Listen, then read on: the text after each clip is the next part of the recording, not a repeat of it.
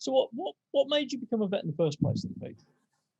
Well, I'm one of those total vocational vets. Like when I was 4 years old, I wanted to own a pet shop, and then kind of around 5 years of age, I copped onto the fact that would be pretty useless because it was just much more complicated than I thought as an innocent 4-year-old. And I realized that as a vet, you could have more engagement with animals, more hands-on, and I decided then and there at the age of 5, that's what I wanted to do. And then I was of the age where when I was 11 or 12, which would be like mid-70s, I suppose, in the mid-70s, that's when James Herriot's books were really peaking. They were big then, weren't they? They were big, and the BBC original Creature and Small series came out. So his nostalgic writing and his beautiful language and just very observational descriptions of his work, I think anybody who was half thinking about being a vet would be convinced by reading his stuff that definitely that was the way you want to spend your life. Right. So that's really what happened to me. It actually made life very easy for me because it meant that I knew from a very early age that I had to do well at school. There was no half measures. It's so black and white. You either get the grades, you get straight A's, or you're out, and that was it. So, and I discovered that I could get straight A's if I worked really hard. It's a great motivator. I sure is. I'm exactly the same as you, Pete. I decided at the age of 5 to become a vet. It's funny, isn't it? It's like in you. Yeah. But the funny thing was, though, that then as you get older, you realize you have to refine it a bit better than that. Like being a vet isn't just, it's not like a thing. Well, it is a thing, but it's like there's lots of different versions of being a vet. Yeah. Yeah. So when I was a student, I thought that being a zoo vet seemed pretty cool.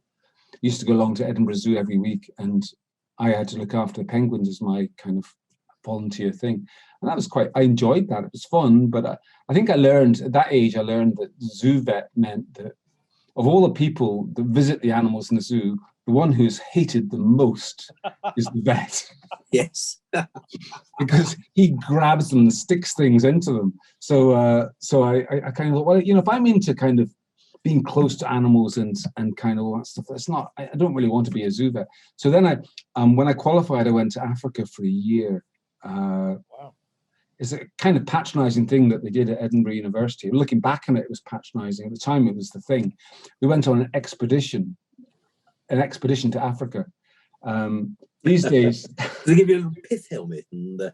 Yeah, exactly. Like these days, Carruthers, the hunter.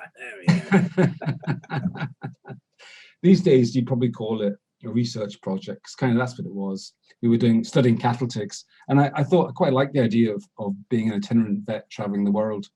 But I think a year in Africa, kind of a bit like the time at the zoo, kind of taught you the complexity of it, and you realize, well, that has big implications if you do get married and have a family and stuff, and you're sort of zipping around all over the world. Well, do you really want that? So then I came back and I did James Herriot stuff for 3 years in the Scottish Borders. Have you done mixed practice, Julian? Yeah, 3 years. 3 years? 3 years after qualifying. Yeah. Okay, so I did that thing, and that thing is a great learning experience, and I have many fantastic memories. You learn how to do this, with it. Yeah. Absolutely. And I decided you know not to tuck your trousers into your boots because it'll funnel the cow poo down. Yeah. You learn about getting up at 3 a.m. to go do some horrendous task like foaling or something, and you learn that you really don't want to be there, and it's highly stressful. But then on the way back, you stop the car beside the road and the sun's coming up and you look at the countryside and you go, well, this isn't bad, is it? So It was a real life of peaks and troughs. But ultimately, for me, it began to be more about production, livestock production, than being the kind of I suppose, the caring vet in my head that I wanted to be. You find yourself going to sheds of calves that were coughing, and the farmer saying, look, it's not worth spending money on a half decent antibiotic. I'm just going to let these ones go, you know. And that sort of stuff, whatever. After 3 years of that, that was enough for me. And after a lovely gap time of backpacking for 1.5 years with my wife around the world, we came back, and I went into small animal practice, and kind of that was it, really.